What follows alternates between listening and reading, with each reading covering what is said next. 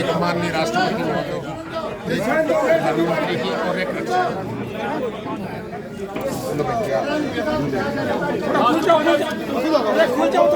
वीर नारी से ज्ञापन भिवानी संसदीय क्षेत्र से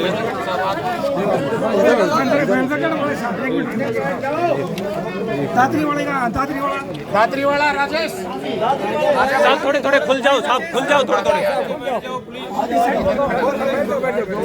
मलिक साहब आ जाओ। सारे खड़े हो जाएंगे। अरे मत खड़े हो ना, खड़े ना हो। बैठो बैठो बैठो बैठो। चलो अभी बैठ जाओ, 1 मिनट एमएमपी साहब से रिक्वेस्ट करता है। आप बैठ जाओ, बैठ जाओ। तब बैठोगे अगले दिन।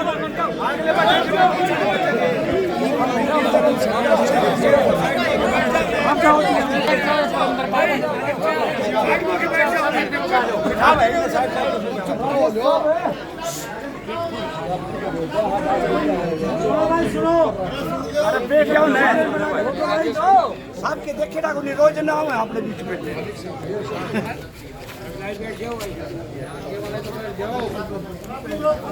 तो बैठ क्यों नहीं जाते भाई साहब और बैठ से पता ही नहीं। एक बार थोड़ा शांति बना के रखोगे तो बोले पड़ेगा ना बैठोगे आगे लो सब साइड में। थोड़े बैठ जाओ भाई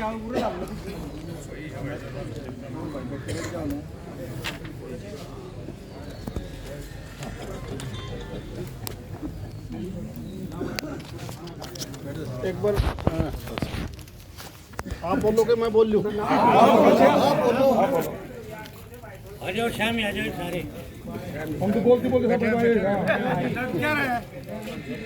यहाँ पर आज मुझे ज्ञापन देने आए सभी सम्मानित इस बात को माइक तो नहीं होगा बड़ी पीछे रह गया गाड़ी में है, पीछे रह गया बहुत गाड़ी में। चलो मैंने आप गाड़ी चला लो क्योंकि देश की एकमात्र सबसे ज्यादा संगठित फोर्स है तो वो आप हो, इसलिए मुझे लगता है कि आप बीच में डिस्टर्ब नहीं करोगे। देखिए ये बात तो सारी दुनिया जानती है और खासकर हमारा देश कि इस देश के अंदर एक वर्ग ऐसा है, एक वर्ग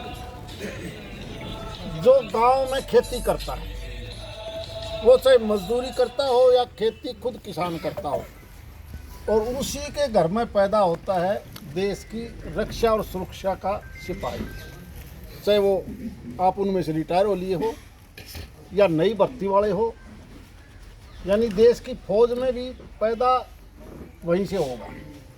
यानी देश का पेट भी 142 करोड़ की जनसंख्या का पेट भी किसान मजदूर भरता है, और देश की रक्षा और फिर पैरामिलिट्री फोर्सेज के माध्यम से सुरक्षा या पुलिस के द्वारा तो भी मेरी समझ में वही करता है जो किसान और मजदूर गांव का है। इसलिए किसी भी देश की सबसे पहले जिम्मेवारी बन जाती है कि वो इस वर्ग को कब्सर से ऊपर ध्यान रखे, क्योंकि आज़ादी के बाद समय समय पर सबसे बड़ी कठिनाई आती है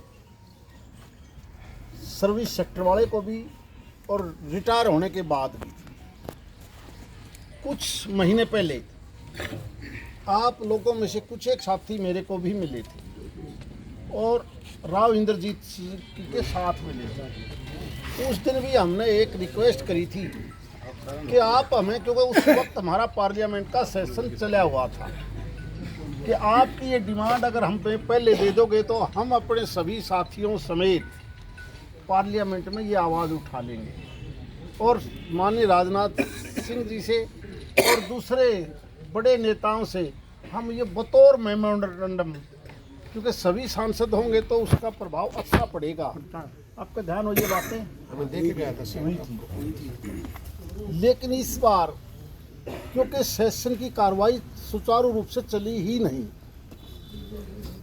यानी जो बजट सेशन था वो बजट सेशन बगैर कार्रवाई के हाजिरी लागी जाओ भाई, पक्ष हो विपक्ष हो जो भी माहौल मैंने बताने की जरूरत नहीं, वो अपना हाउस की कार्रवाई देखी,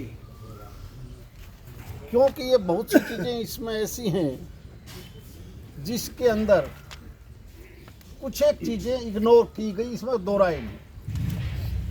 एक हमारे देश की परंपरा है, जो बड़े ओहदे पर बैठता है ना, वो चाहे सिविलियन हो, डिफेंस का भाई हो, पॉलिटिकल सिस्टम हो, पहले वो अपनी अपनी तो सोच लिया, हाँ तरला सोचता नहीं, फिर आप कहीं ना कहीं भूल जाए। बिल्कुल। और उसी का रीजन है कि कुछ ओहदे के बाद कुछ एक कैटेगरी ऐसी कर दी कि जिनको बढ़ाने की बजाय वो कहीं ना कहीं कट हो गया। तो इसलिए आप लोग आज मेरी समझो प्रदेश भर के सभी सांसदों को इस प्रकार का ज्ञापन दे रहे हैं। पूरे देश में ऑल इंडिया का मुझे इसलिए नहीं पता क्योंकि मेरे कुछ हरियाणा के सांसदों का टेलीफोन आया था कि हमारे पास भी आज आपके भाई आए जी अपने अपने क्षेत्र में, पूरे देश में। क्योंकि पूरे देश के ऊपर अगर नजर मार लें तो हरियाणा, और हरियाणा में नजर मार लें तो अपना ये लोकसभा क्षेत्र महेंद्रगढ़ और भिवानी, इसमें सबसे ज्यादा देश की रक्षा के जो सही रक्षक है वो इसमें स्वाभाविक है। कोई कई गांवों में तो एक आधा परिवार बच रहा है जिसमें कोई ना कोई क्षति ना हो, और हमारे से जितनी होगी हम सभी मिलके माननीय प्रधानमंत्री जी से भी गुजारिश करेंगे और माननीय राजनाथ सिंह जी से भी, और कोशिश ये भी करेंगे कि आपका भी कोई छोटा शिष्टमंडल रक्षा मंत्री जी से मिल सके, वो कोशिश करेंगे। जो चीज़ आप अपनी बता सकते हो सकता है वो नहीं पता होगा सब। बताओ। बड़े दुख की बात तो यह है कि पिछले 70 दिन से वहाँ पर धरने पर बैठे हैं हमारे जो जवान भाई है जंतर मंतर पर, लेकिन आज तक सरकार ने इतनी भी अपनी जो है जिम्मेवारी नहीं समझी कि कम से कम जाकर के एक बार कोई नुमाइंदा जाके पूछ ले कोई हमारी क्या दुख है, क्या तकलीफ है। हम ज्ञापन सौंपने तो आपके पास आ गए हैं, खाली ज्ञापन सौंप दिया और आप तक आपने जो हाँ वहाँ दे दिया, उससे काम नहीं चलेगा। अगर हमारी मांग नहीं मानी गई हम पूरा देश को जाम भी करेंगे, हम चेतावनी भी दे रहे हैं। हम सरकार में बिठाना जानते हैं तो हम उतारना भी जानते हैं साहब। ये भी नहीं खाली कहा यहाँ हमने तारीख पीटने के लिए नहीं आए, हम क्या अपना आक्रोश जताने के लिए आए हैं। बिल्कुल बिल्कुल बिल्कुल। जय जय माता की जय। अभी सांसद साहब से भी तो सुन लो, आगे सुनो। कोई बात नहीं, एक मिनट। आपका शुभ नाम भाई साहब? सूबेदार वीर सिंह चौहान नाम है। सूबेदार वीर सिंह जी, गाँव गोंद कला। गाँव गोंद कला। देखिए, क्योंकि सरकार पार्लियामेंट और सरकार में थोड़ा सा अंतर है। हम हैं सांसद, बतौर सांसद आपके पास जहाँ भी जंतर मंतर पर धरना है मैं तो जरूर आऊँगा आपके पास। बहुत बढ़िया बहुत बढ़िया। मैं सरकार का नुमाइंदा नहीं हूँ, सांसद या विधायक सरकार के नुमाइंदे नहीं होते, वो पार्टी के होते। सरकार जब कोई ओथ ले लेता है कोई भी आदमी संविधान की सरकार में, वो फिर सरकार का पार्ट हो जाता है, सरकार का पार्ट। आपकी बात सही है, जोश भी सही है, लेकिन मुझे इस बात का भी फक्र है कि आप चाहे यहाँ बेशक कह लो, आप में वो देश के प्रति भावना भरी है कि आप कभी देश को जाम नहीं करोगे। मुझे पता है, मुझे पता है, मुझे पता है। अरे एक मिनट यार, सारे मत बोलो यार। मैं केवल व्यवहारिक बात कर रहा हूँ, मैं व्यवहारिक बात कर रहा हूँ, मैं दूसरी नहीं कर रहा। देखिए, मैं केवल वो बात कर रहा हूँ जो आप भर्ती होने के बाद देश के प्रति सीखते हो सकता है कोई और संस्था कोई और तो यू का बात कर ले, लेकिन इस देश की फौज के ऊपर सबको घमंड है। ऐसा कदम देश विरोधी, मुझे पता है इस चीज का। आप कहोगे तो आपके भाई कहेंगे ना भाई, यूँ काम हम नहीं करेंगे। आपका विश्वास बना रहेगा हमारे देश का। हाँ, कोशिश यही करेंगे कि जो आपने बात कही है, हम अपनी बात को माननीय राजनाथ सिंह जी से, और जैसा मैंने बताया कि उनको अपनी बात बता के, और आपका जो भी एक ग्रुप बनेगा उसकी मीटिंग करवाई जाए। क्योंकि सच्चाई तो यह है, जो ताराड़ा सौदा कमज़ोर हो गया तो ये दूसरा सौदा तो आप पड़ेगा देश में। गलत है, सौदा किस रे इस देश की इस देश की आज़ादी के बाद अगर हम 2000-2500 साल पुराना इतिहास अगर देखेंगे तो बाहरी आक्रमणकारी लूट खसोट करके इस देश को हजारों साल तक ले जाते रहे। हमारी फौज नहीं थी इसीलिए तो ले जाते रहे। और जब से फौज बनी है और उस बीच का पीरियड देखोगे तो कभी मुस्लिम कभी मुगल आए, फिर कहीं ना कहीं अंग्रेज आए। उनका आने का कारण क्या था? क्योंकि हमारे पास आप जैसी संगठित फोर्स नहीं थी। ये सबको पता है इस चीज़ का। इसीलिए ये बात भी सही है कि केवल नारे नहीं बनते। उस फौजी के भी परिवार है, उसके भी बालक हैं। वो न्यू देखते से कि सिविलियन आदमी, व्यापारी आदमी या दूसरा आदमी तो करकी ओढ़ सोड़ वो तो अच्छे घर में बढ़कर पढ़ा हुए से, स्कूल में पढ़ा हुए से, और फौजी वाले फिर बेचारे उल्टे बात देखेंगे, मन में फौज में भर्ती करवा दी। ये सबको पता है इस चीज़ का। इसलिए आपकी भावनाओं को मैं समझता हूँ। ये चीज़ जितनी मेरे से होगी, ये मतलब ऐसा नहीं है, ये हमारे अफसरों द्वारा दुरुपयोग भी है सर।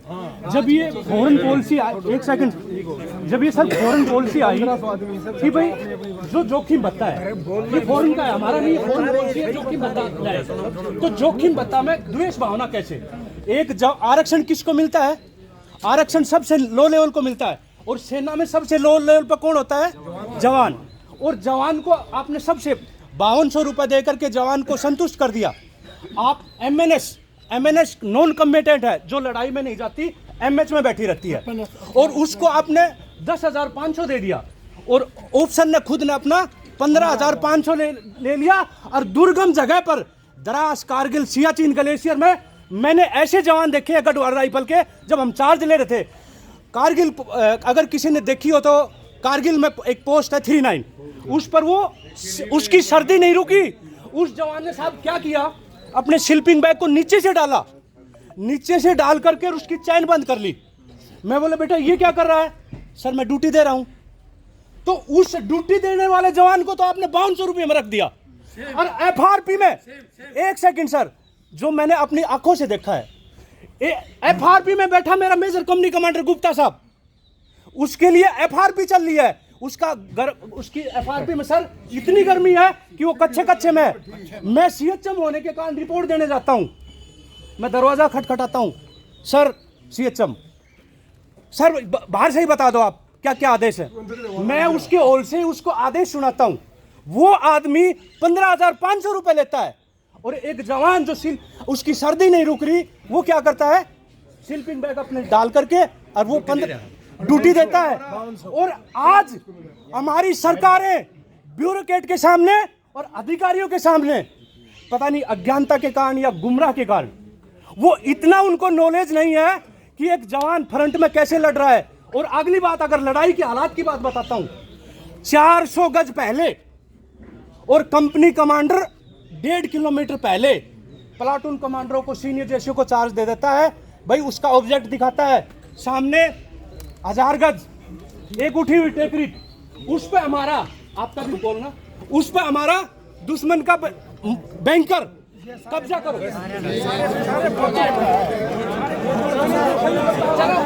अगर आप सब कह रहे हो तो आज जो भारत माता की, भारत माता की, भारत माता की, वंदे वंदे वंदे।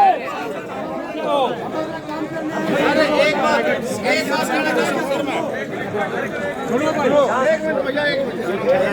एक मिनट रुको भाई, रुको। देखो शांति से, अरे तुमने प्लीज, अभी आप लोग बोल तो लिए, उसका जवाब तो सुन लो, रुको तो सही, आप बताएंगे। अगर आपका ध्यान हो, अगर आपका ध्यान हो तो मेरी पहली लाइन क्या थी?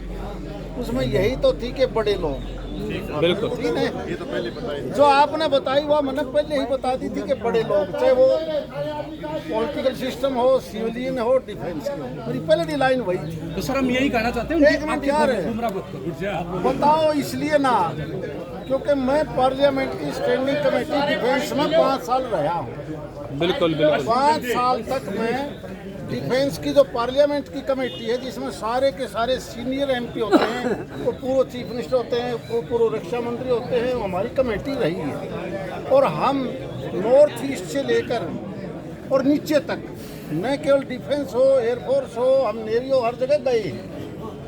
ये तो मानना पड़ेगा कि कुछ एक चीज़ों में माननीय मोदी जी ने आने के बाद बहुत कुछ सुधार किया है, चाहे वो कनेक्टिविटी के नाम हो, हथियारों के नाम से हो, हॉस्पिटल के नाम से हो, वर्दी के नाम से हो। 2014 से मेरा आज में बहुत अंतर भी आया है। तो हमने एक एक चीज़ को रिकमेंड भी किया है, बल्कि जब कई बार रिकमेंड ज़्यादा कर बैठते हैं तो उसका नुकसान भी हमें भुगतना पड़ता है। मैं आपकी के सामने वो चीज़ें नहीं बताना चाहता। एक वजह से बंद कर लो तो बता भी दूंगा।